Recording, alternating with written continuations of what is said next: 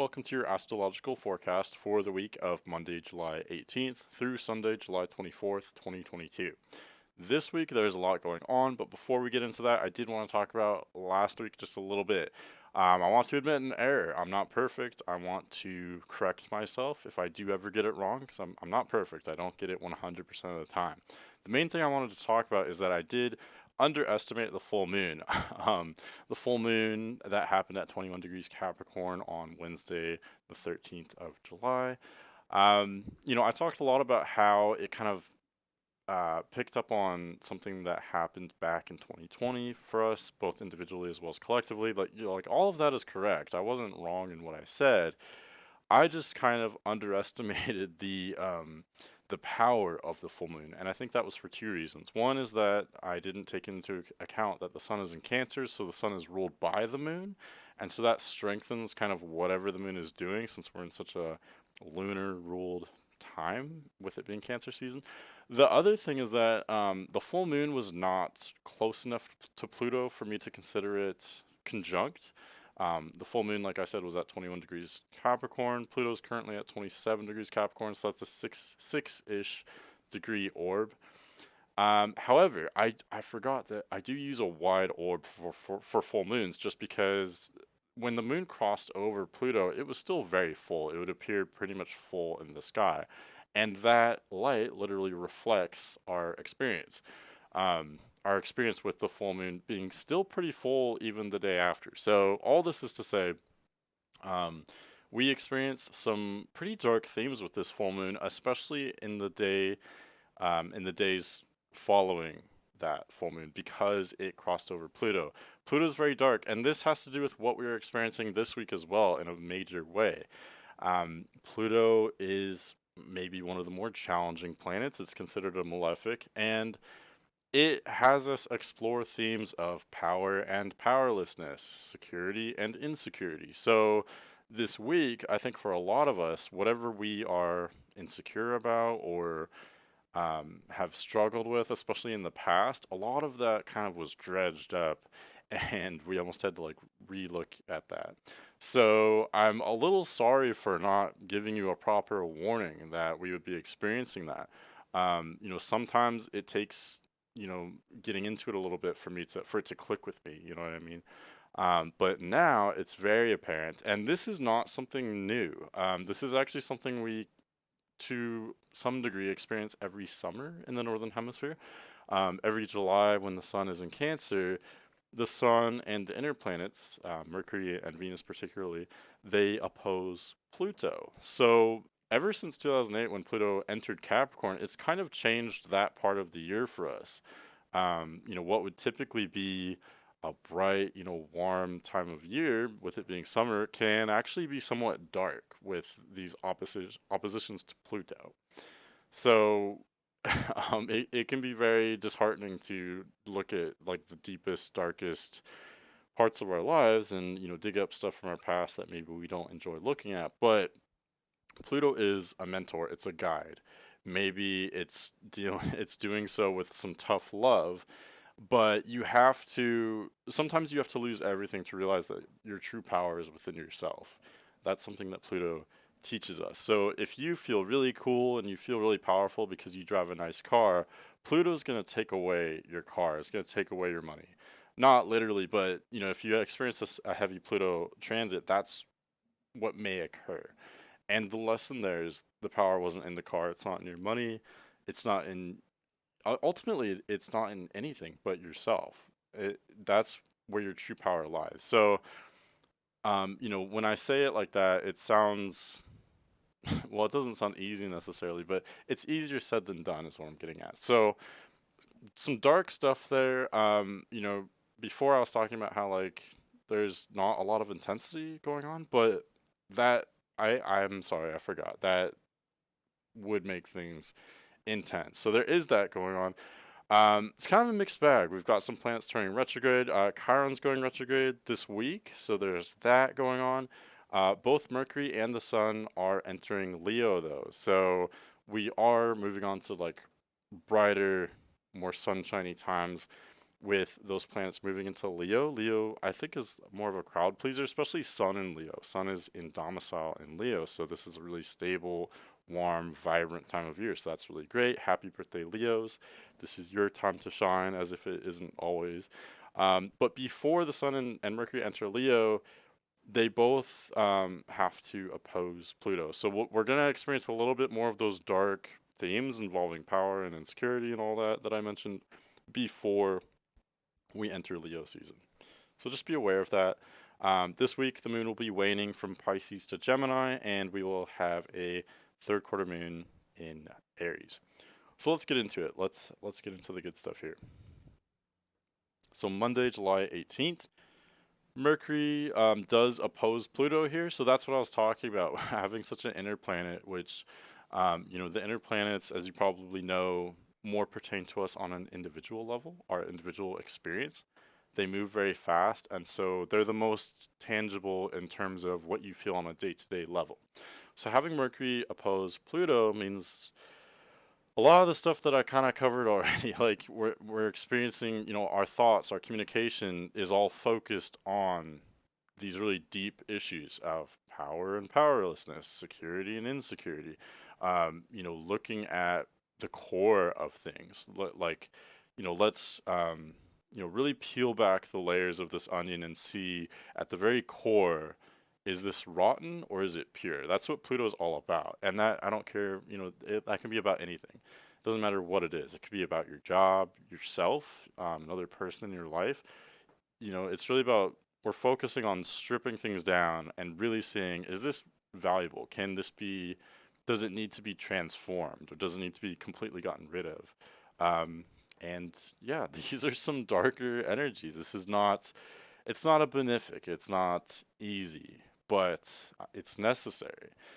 If we wish to evolve, which is sort of a Pluto keyword, this is what we have to do. We have to look at the nitty gritty. We have to make peace with the darker sides of our reality, and not just make peace with them, but use them to our advantage. Where do I come from? What darkness have I endured? And how does that not only not make me weaker, but it actually makes me stronger? It makes me who I am. These are all the themes that we're going through. So yeah, it's kind of some dark times, especially, with Mercury in Cancer, Sun in Cancer. We're feeling more sensitive right now. We're feeling more emotional.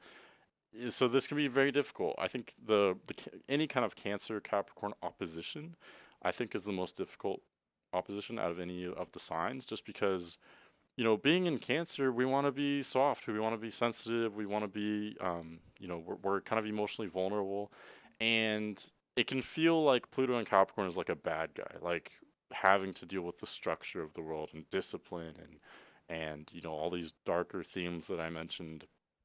It can feel victimizing, but it doesn't have to be. This is what we need to become stronger, basically. So yeah, definitely a great way to start the week here, Monday. A little bit dark, definitely some sarcasm there, but Moon enters Aries today, so that's good. We got a little fire going. I like Moon entering Aries. Aries is the first sign, so being at the beginning of the week, that works pretty nicely. You can see here, Eastern Standard Time around noon, the moon has already entered Aries. So that's really great. It might be kind of a groggy and maybe dark morning, particularly, with moon still at the end of Pisces. But then right around noon, I think we'll get kind of a breath of fresh air with the moon in Aries. And then Mercury will actually it will technically make the opposition to Pluto later in the day. So kind of all day, things could be a little bit darker, or some things you may have thought that you dealt with a long time ago may kind of rear their ugly head one more time. So that's a warning. It's just Mercury. Mercury is fortunately very quick. And yeah, that's what I have for Monday. So let's go on to Tuesday. So Tuesday, July 19th. We actually have a few different things going on today.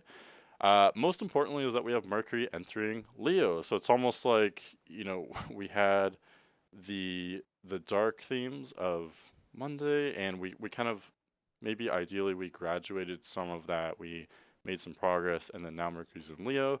So the focus, the intellectual focus, the communication, our thinking becomes more, I almost want to say more positive. Cancer can be positive. It's just more melancholy, I guess, sometimes. So with Mercury and Leo, we're more upbeat, we're more cheerful, we're more active.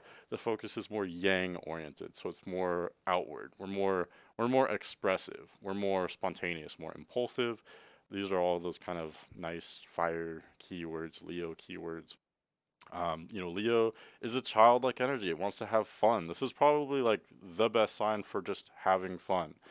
So that's where our intellectual focus is turning to now with Mercury entering Leo.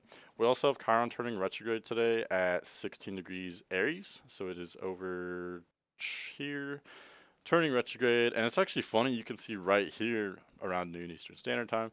Uh, Moon is actually crossing over Chiron right as it turns retrograde. Now, Chiron is slow, so turning retrograde doesn't. I mean, technically it happens at one moment, but really it's a gradual process. Any planet is turning retrograde. It's like a train, going one direction or at a certain speed, and then slowing down, stopping, and then gradually starting to move backward. Okay, so that's how planets turn retrograde, and Chiron especially is very slow. Chiron is very far from the sun. It's between the orbits of Saturn and Uranus.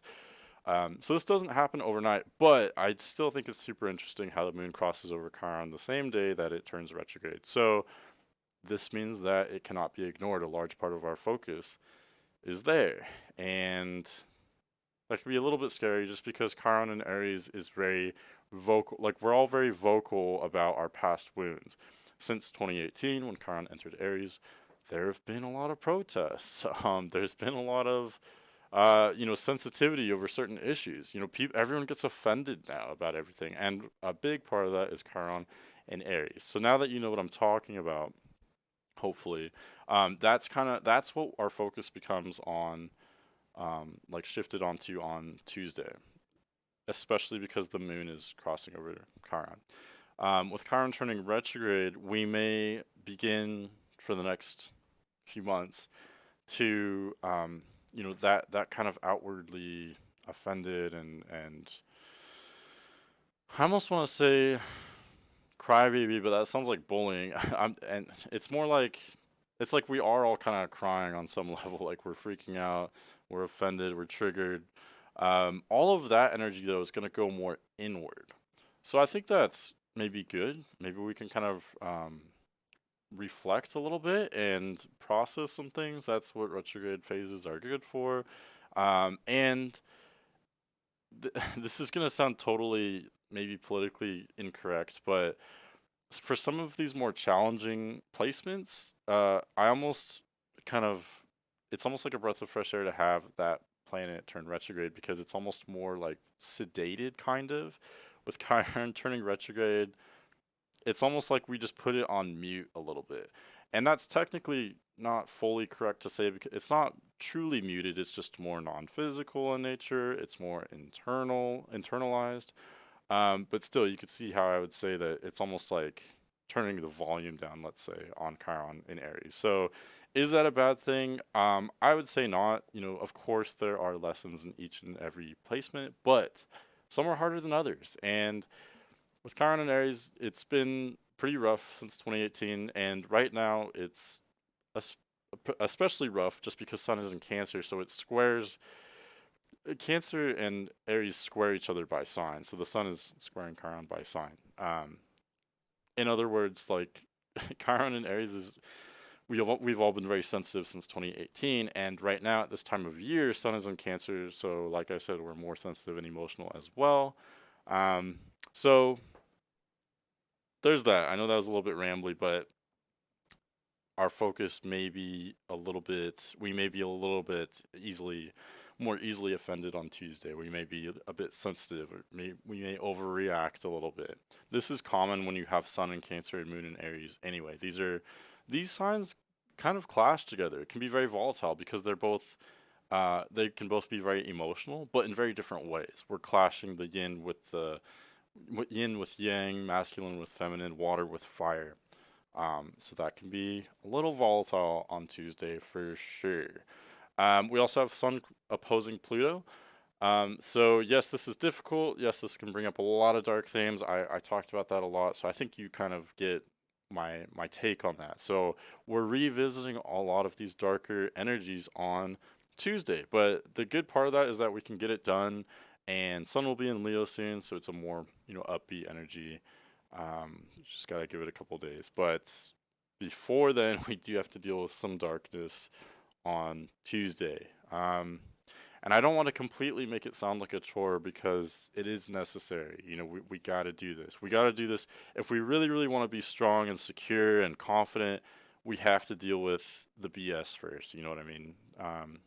And truly, it's not BS. It's, if we can make peace with our experiences and learn from them, we can almost be grateful for even the darkest moments on some level. It doesn't make it good that traumatizing events happen, but we can at least learn to use them to our advantage in order to become stronger for them. So that's kind of the theme. That's the ideal mission for Tuesday. One of many. Let's go forward to Wednesday. So Wednesday, July 20th, we have a third quarter moon at the end of Aries here. Looks like it happens at 27 degrees.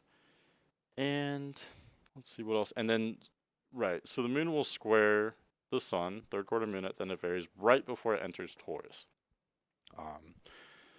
Okay, this is such a wild week. So quarter moons, like I say, are very volatile. Third quarter moons in particular are more, it's like a crisis in consciousness, some people call it. So, and especially with Sun in Cancer and Moon in Aries, like I talked about, these signs clash pretty hard. They're both cardinal signs, so they are similar in the sense that they're both leaders, but the way they lead is very different. And so that's where it becomes extremely volatile because they're both such, um, they're both initiating something, but they're initiating different vibes.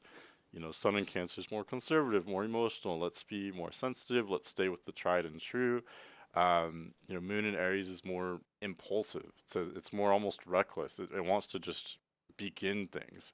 Aries is way more about pioneering and going off into the unknown, and Cancer is the exact opposite. It's like, let's stick with the familiar. So it's chaotic. It's we could be very emotional, very sensitive. There could be a lot of chaos on Wednesday, not gonna lie.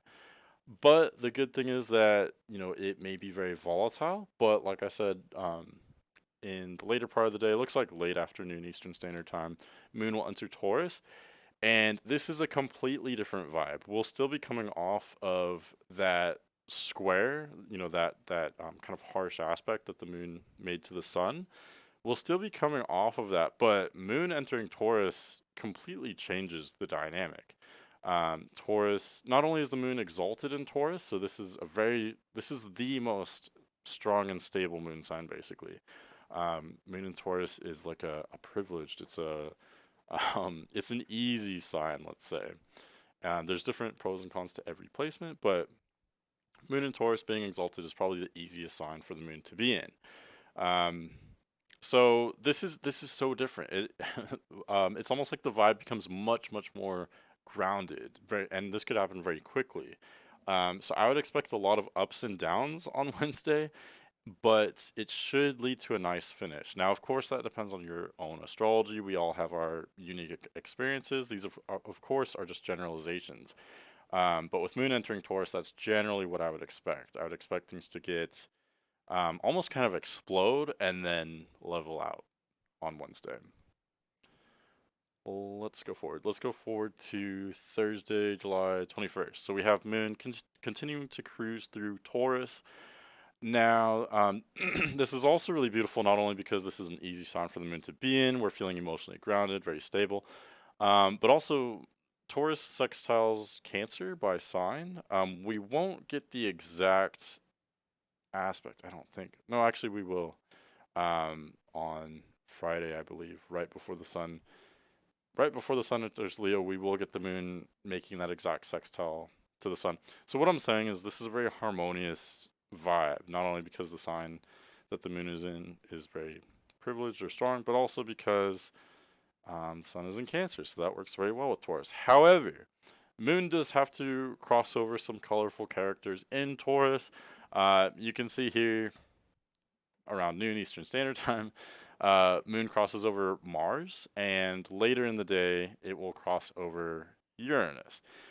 Now, Mars and Uranus are the two probably most volatile planets, and it's too bad because this would have been such a stable, peaceful, like Zen energy if it weren't for these these planets being here. But that's okay. We can use that to our advantage. So, in particular, where the volatility would be in Taurus type things. So that would be like money, resources, our physical pleasures. How do we enjoy our resources, or all that is subject for a little bit of volatility on Thursday. And of course, more specifically, it just depends on what falls in your chart in Taurus. But that's where you can expect some volatility with Moon crossing over Mars and then Uranus.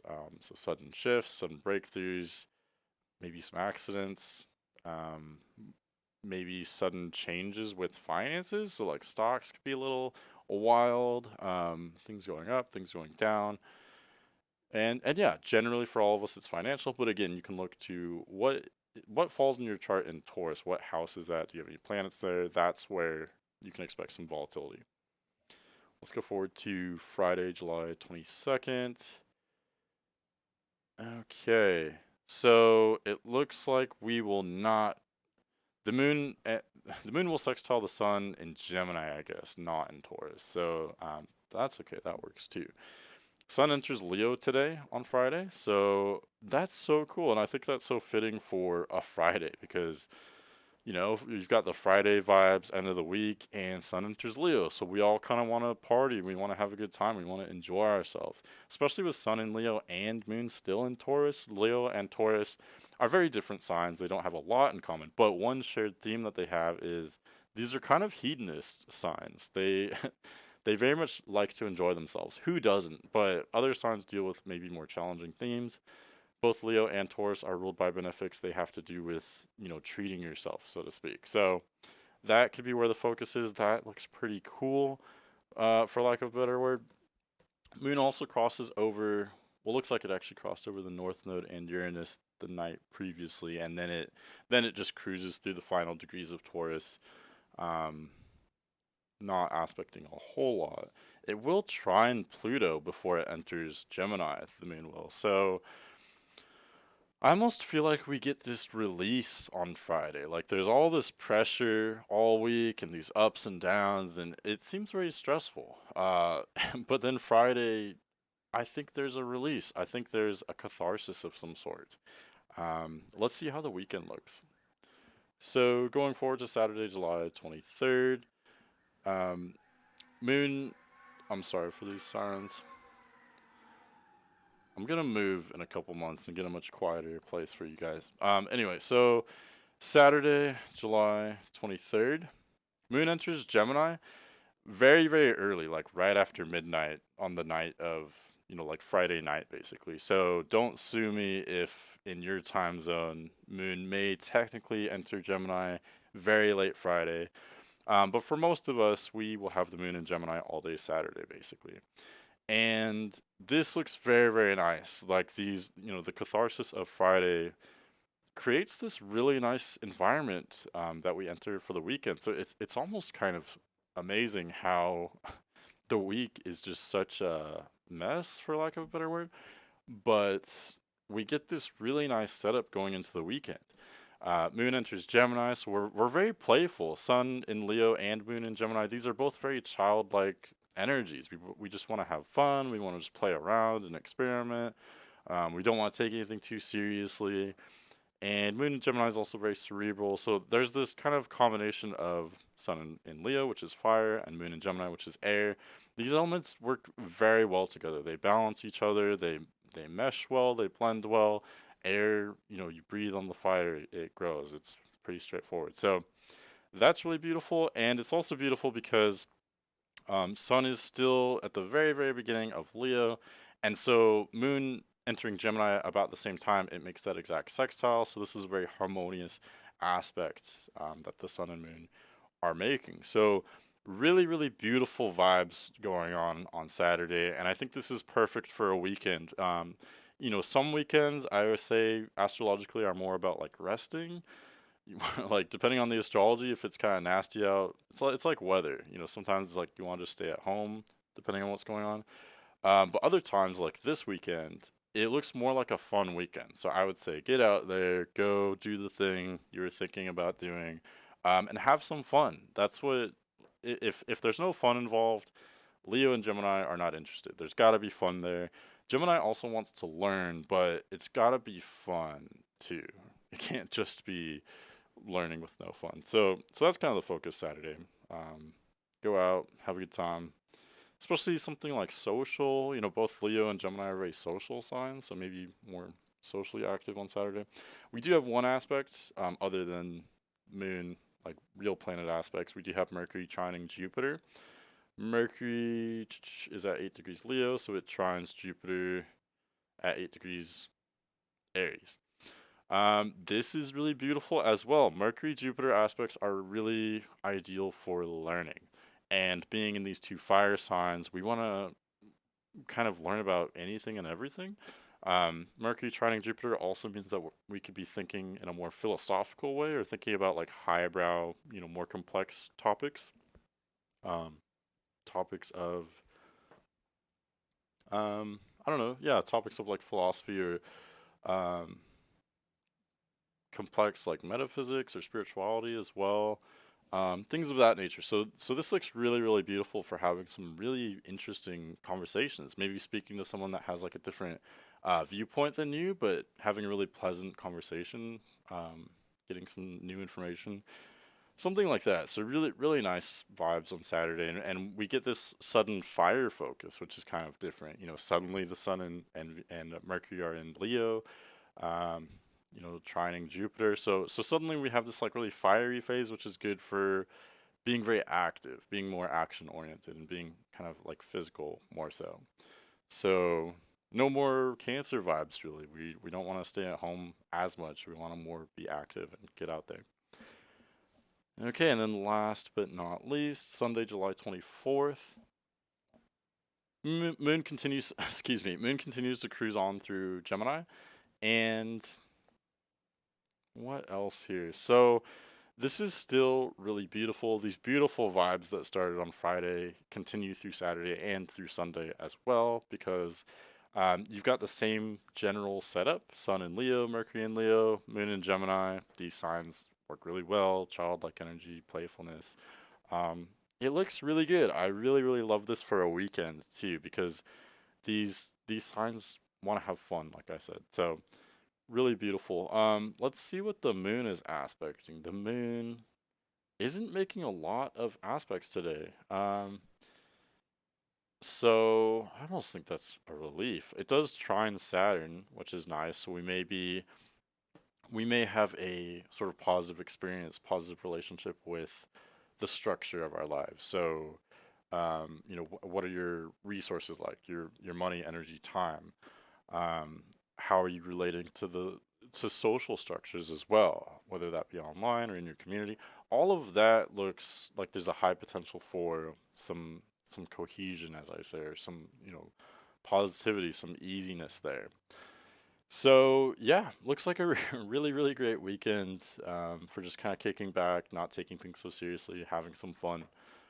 So really beautiful. I think it's much deserved after the crazy week that we probably will have here. So that's what I have for you this week. A lot going on, really interesting stuff. I don't know why I feel bad, like it's me that's creating the astrology when I'm not, for some of these more challenging aspects. But like I said, there are good things in store. Where Leo falls in your chart, of course, it's gonna be different for everyone. Leo could be a really difficult sign for you, but generally speaking, with the Sun and domicile, it's generally it's the highest probability that this is going to be an easy kind of time for us with Leo season. So check back with me next week. We have a new moon in Leo, so that's really, really kickstarting the Leo season. And then we also have Jupiter turning retrograde. All the planets are freaking turning retrograde. So yeah, thanks for listening, and I'll talk to you later.